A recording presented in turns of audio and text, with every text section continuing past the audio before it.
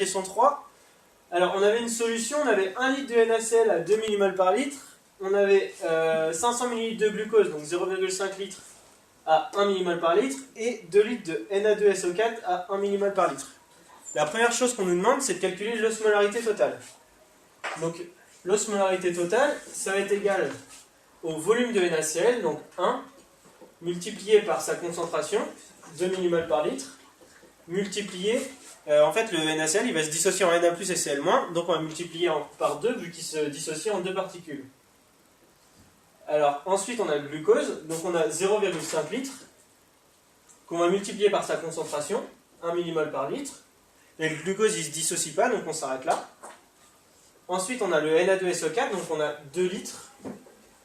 Na2SO4 il va se dissocier en 2Na+, plus SO4 de moins, donc ça fait 3 ions, donc du coup on va multiplier par 3. Alors, plus 2 fois 3 fois la concentration, 1 mmol par litre.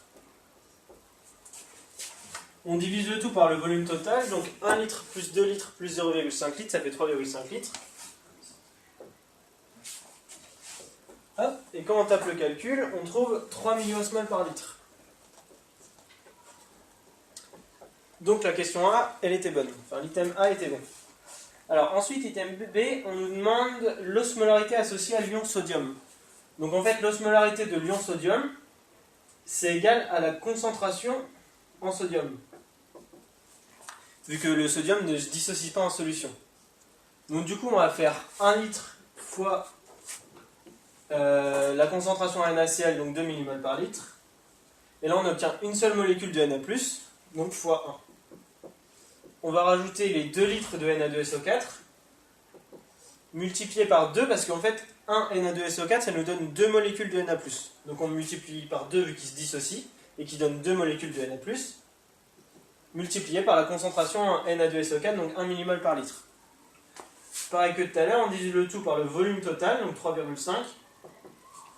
Et cette fois, on obtient 1,71 milliosmoles par litre. Donc du coup, l'item B était faux. On passe à l'item C. On nous demande la concentration équivalente de l'ion sulfate. Donc pour calculer la concentration équivalente, il faut commencer par calculer la concentration en ion sulfate. Donc concentration en SO4 de moins, c'est égal à le volume de SO4 de moins, multiplié par la concentration en Na2SO4, donc 1 mmol par litre.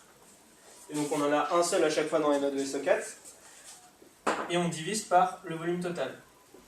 Donc alors ça nous donne 0,57 mmol par litre. Ensuite on sait que la concentration équivalente, c'est la charge, la valeur absolue de la charge multipliée par la concentration. Donc la charge de SO4 de moins, donc c'est 2 en valeur absolue, multiplié par la concentration 0,57, et donc on obtient 1,14 milli-équivalent par litre.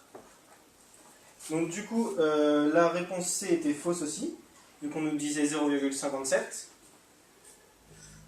Alors, question D. Alors, on nous demandait de calculer la concentration équivalente en glucose. Donc en fait, on sait que le glucose, c'est pas un ion. Donc on fait pareil, Cec, c'est égal à la charge fois la concentration en glucose. La charge, ça va être égal à 0. Donc du coup, le total est égal à 0.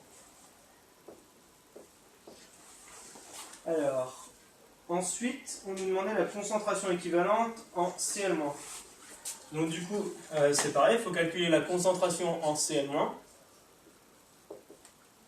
Du coup, ça va être égal à 1 litre de NaCl fois la concentration de mmol par litre. Donc on a juste à faire 1 fois 2 divise 3,5.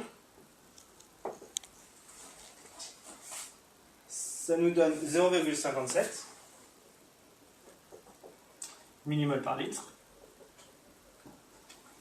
Après, on a juste à multiplier par la charge. Et donc du coup, la charge, elle est de 1 en valeur absolue. Donc du coup, Cec égale 1 fois 0,57 égale 0,57 milli-équivalent par litre. Et donc du coup la réponse E était bonne. Donc les bonnes réponses étaient les réponses A et E.